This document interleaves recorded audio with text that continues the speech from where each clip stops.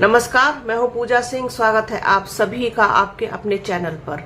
दोस्तों, 2024 का लोकसभा चुनाव संपन्न हो गया और एनडीए की सरकार बन गई। प्रधानमंत्री नरेंद्र मोदी के नेतृत्व में एक बार फिर से प्रधानमंत्री नरेंद्र मोदी पर लोगों ने भरोसा जता दिया। उन प्रधानमंत्री नरेंद्र मोदी पर जिनके जमाने में एक नई चीज पैदा हुई 2014 के बाद से। इससे पहले हम लोग इस चीज को नहीं जानते थे। उस चीज का नाम है मॉब लिंचिंग, यानी कि भीड़ द्वारा घेर करके पीट पीट करके मार दिया जाना। ये एक नए तरीके का समाजवाद का, एक नए तरीके के समाज का, एक नए तरीके के राष्ट्र का, एक नए तरीके के राष्ट्रवाद का उदय हुआ 2014 के बाद से। अब जब चुनाव थे, जिस पीरियड में चुनाव थे, उतने दिन तो शांति कुछ बनी रही, लेकिन एक बार फिर से उसी भयानक मंजर ने फिर से जन्म ले लिया है और मॉब लिंचिंग धड़ाधड़ हो रही है। मॉब लिंचिंग के नाम पर मुस्लिमों को निशाना बनाया जा रहा है। लोग घेर करके पीट करके मार दे रहे हैं। मतलब बेहद दुखद और दुर्भाग्यपूर्ण। हमारे देश में इस चीज पर कोई ना तो लगाम, ना कोई सवाल उठाने वाला, ना कोई उनके लिए न्याय मांगने वाला, ना कोई धरना प्रदर्शन करने वाला। सिर्फ ट्विटर की, एक्स की राजनीति करने वाले नेता बचे रह गए हैं। जिस संविधान को बचाने के नाम पर भर भर के वोट मांगा गया, भर भर के लोगों ने वोट दिया, खास तौर पर मुसलमानों ने, दलितों ने, अब उन्हीं पर जिस तरीके से अत्याचार हो रहा है, तो जिन लोगों ने उनका वोट मांगा कि हम संविधान को बचाने निकले हैं, संविधान खतरे में पड़ा हुआ है, हमको वोट दो, किसी तरीके से भारतीय जनता पार्टी को रोको, किसी तरीके से प्रधानमंत्री नरेंद्र मोदी को रोको और हमको वोट दो, हम तुमको इन सारी उत्पीड़नों से, इन सारे शोषणों से मुक्ति दिलाएंगे, आजादी दिलाएंगे। अब वही सारे नेता मुंह में दही जमा करके बैठ गए, चाहे फिर वो अखिलेश यादव हो, चाहे फिर वो राहुल गांधी हो, या फिर वो प्रियंका गांधी हो, या फिर इंडिया अलायंस में जुड़े हुए तमाम लोग हों। उनकी तरफ से कोई ट्वीट कर देने से क्या होता है? अगर कोई आपने 2 शब्द संवेदना के ट्वीट के लिख दिए, उससे होता क्या है?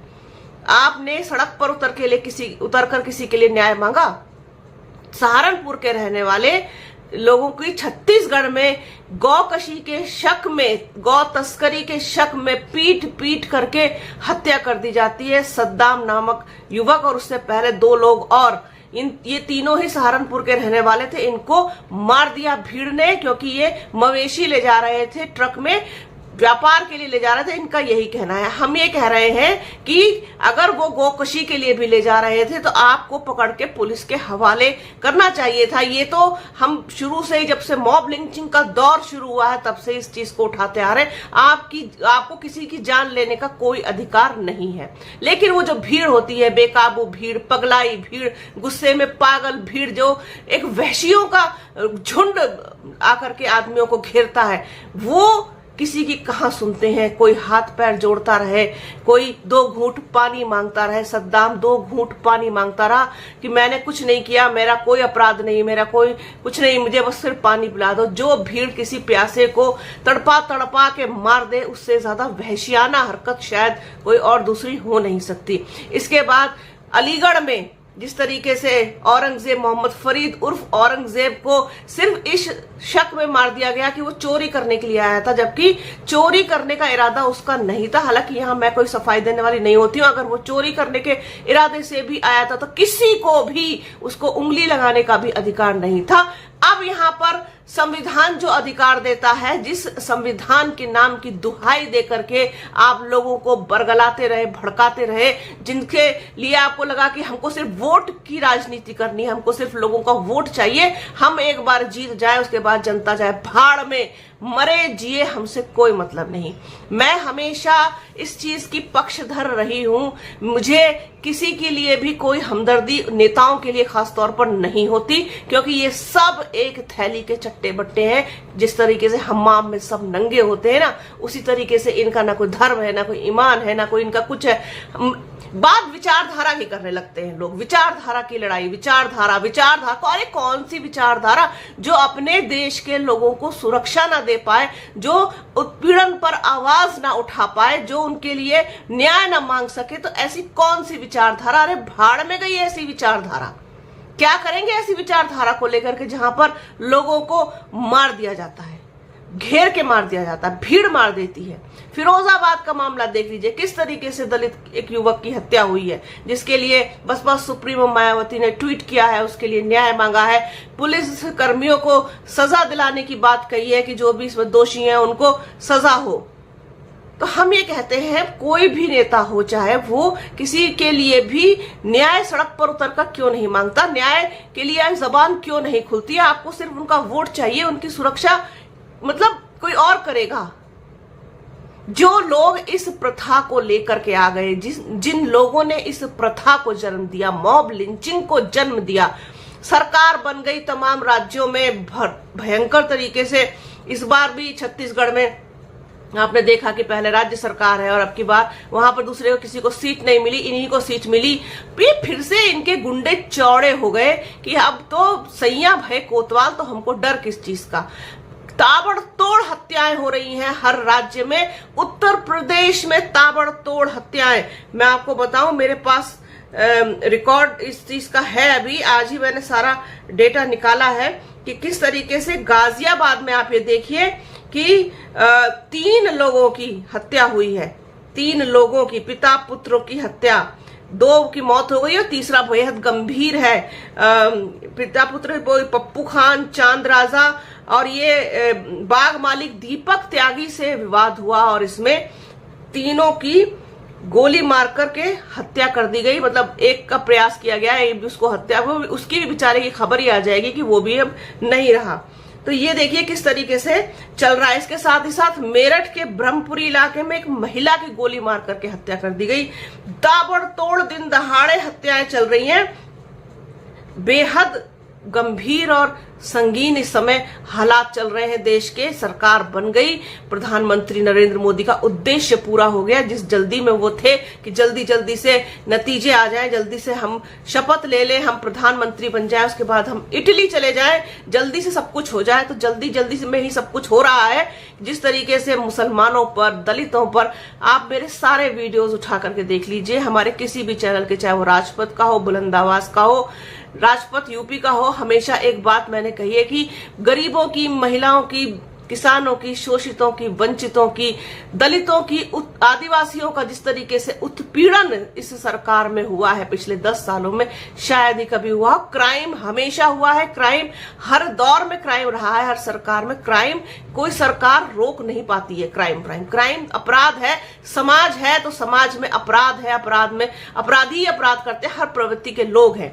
लेकिन बेखौफ होकर के, जिस ना तो कोई कानून का डर है, ना पुलिस का डर है, किसी चीज का कोई डर नहीं है, बेखौफ होकर के घूम रहे, कभी भी कहीं भी किसी को मार दे रहे हैं। ऊपर से ये जो एक नया प्रथा लेकर के आ गए हैं, मॉब लिंचिंग की, धर्म के नाम पे मार दो, गाय के नाम पर मार दो, गौ तस्करी के नाम पर मार दो, चोरी के शक में मार दो, क्योंकि ये औरंगजेब है, इसके सिर पर टोपी है और इसके चेहरे पर दाढ़ी है, सफेद कुर्ता पजामा पहने हुए है, इसलिए इसको घेरो और घेर करके मार दो। जब इनके आका ही इस तरीके की बातें करते हैं कि हम कपड़ों से पहचान लेते हैं कि कौन लोग हैं, तो इनके जितने भी ये पाले हुए गुंडे हैं, वो क्या लोगों को घेर करके मारने में जरा सा भी हिचकिचाएंगे, डरेंगे? उनको लगता है कि जब हमारे प्रधानमंत्री इस तरीके की बातें करते हैं तो फिर क्या ही किसी और से उम्मीद की जाए। बसपा सुप्रीमो मायावती ने ट्वीट करके सोशल मीडिया हैंडल एक्स पर लिखा है कि यूपी के फिरोजाबाद जिले में एक दलित कैदी की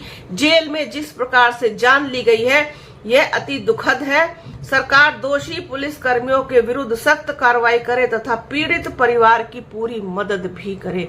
उधर से नगीना से जो नए नए अभी सांसद बने हैं चंद्रशेखर आजाद, उनका भी बड़ा ही एक अलग ही वो चल रहा है। उन्होंने भी इसको लेकर के काफी आक्रोश दिखाया है और इसके लिए न्याय की मांग की है, साथ ही साथ 50 लाख रुपए मुआवजे की भी मांग की है। अब मुआवजा मैं कभी की मुआवजे को किसी समस्या का कोई हल नहीं मानती।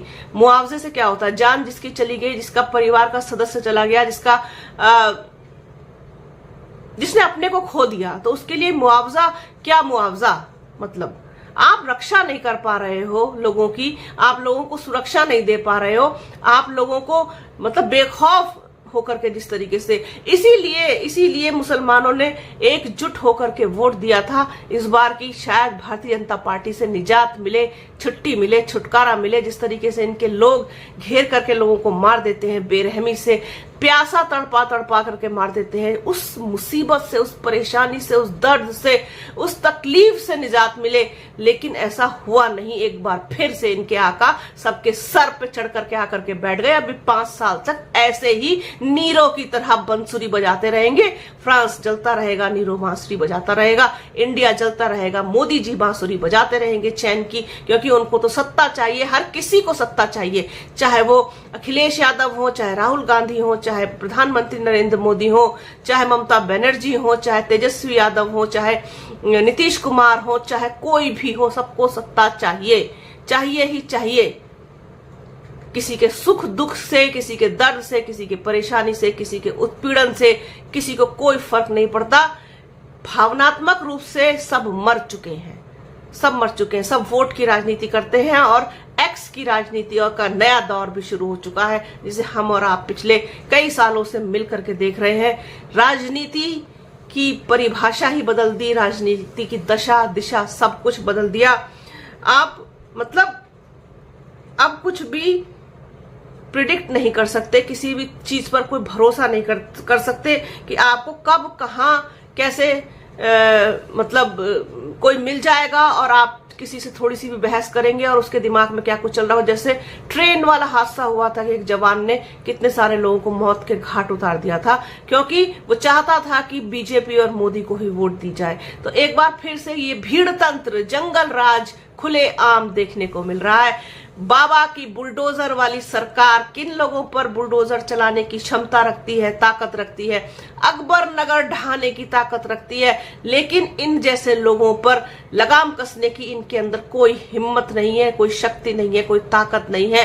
पुलिस है, पुलिस पता नहीं भगवान जाने कौन सी दवा खा करके अपने अलग ही धुन में रहती है। लॉ एंड ऑर्डर की जिस तरीके से धज्जियां उड़ाई जा रही है प्रदेश में, उस पर तमाम तरीके के सवाल खड़े होते हैं कि सरकार बनते के साथ ही, केंद्र में एक बार फिर से मोदी जी के आते के साथ ही फिर से मॉब लिंचिंग का वो दौर, भयानक भयानक बहुत खौफ वाला दौर शुरू हो गया, जिसके लिए लोगों की मतलब जानें ली जा रही हैं। जो लोग अब कानून को अपने हाथ में लेकर के, ना उनके लिए कोई माननीय न्यायालय है, ना उनके लिए कोई कोर्ट है, ना उनके लिए कोई पुलिस है, ना कोई उनके लिए लॉ एंड ऑर्डर है। उनको लगता है कि बस सब कुछ हम हैं, हमने मतलब हमको पावर मिल गई है, क्योंकि प्रधानमंत्री नरेंद्र मोदी हैं और भारतीय जनता पार्टी है और उत्तर प्रदेश में योगी आदित्यनाथ हैं। क्योंकि हिंदू राष्ट्र बनना है, हिंदुत्व की तरफ हम जा रहे हैं, तो ये सारी चीजें शायद हमको पावर देती हैं और हमको पावर मिलने के बाद ये हमको अधिकार मिल जाता है।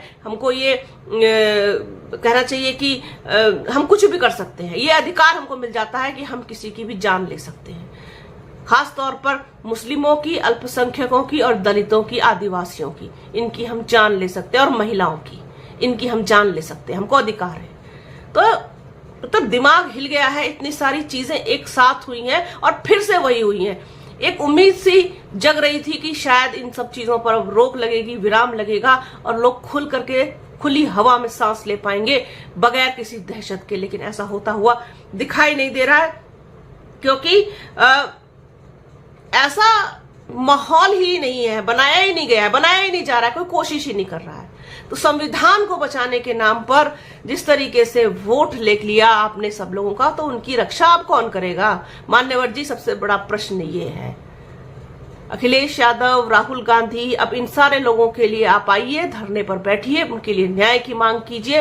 ट्वीट पर, एक्स पर लिख देने से, 4 लाइनें लिख देने से किसी को न्याय नहीं मिलता। किसी के परिवार की पीड़ा आप कम नहीं कर सकते। जाइए, जाकर के सब लोगों के घर में मिलिए, सांत्वना दीजिए और उनके लिए न्याय मांगिए और न्याय के लिए लड़िए। साथ ही साथ प्रदेश में जंगल राज चल रहा है, उसके लिए भी सड़क पर उतर करके लड़ाई लड़िए। तब जाकर के आप आप जिन लोगों ने आप पर भरोसा जताया है, आप उन लोगों के कर्ज से जो दबे हुए हैं वो शायद थोड़ा बहुत आप अदा कर पाए। तो ये एक चीज थी, सोचा अपने दर्शकों के साथ को शेयर किया जाए। बने रहिए हमारे चैनल के साथ, हमारे चैनल को लाइक कीजिए, शेयर कीजिए, सब्सक्राइब कीजिए, बेल आइकन जरूर दबाइएगा, वीडियो को ज्यादा से ज्यादा शेयर कीजिएगा। जल्द मिलूंगी आपसे एक नए वीडियो में, एक नए मुद्दे के साथ, एक नई चर्चा में। तब तक अपना और अपनों का बहुत ख्याल रखिए। जय हिंद।